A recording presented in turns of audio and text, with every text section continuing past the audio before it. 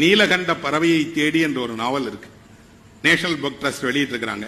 எங்கே பார்த்தாலும் அந்த புத்தகத்தை நீங்கள் பார்த்தால் உடனே வாங்கிருங்க.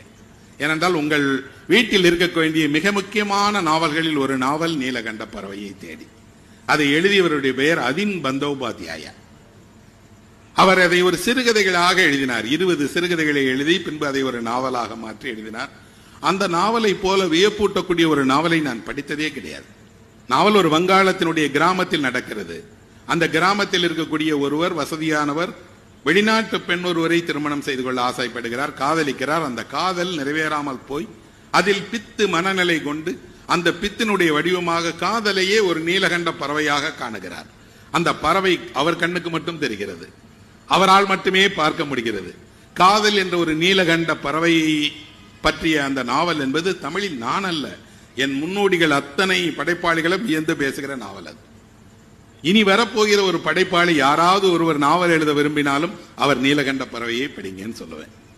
நீலகண்ட பறவையை தேடி புத்தகம் தான் எனக்கு ரொம்ப நாளா எனக்கு முக்கியமான புத்தகம். யாரு எழுதுனது? அதின் பந்தோபாத்யா எழுதினது. தமிழ்ல சு கிருஷ்ணமூர்த்தி மொழிபெயர்த்தது.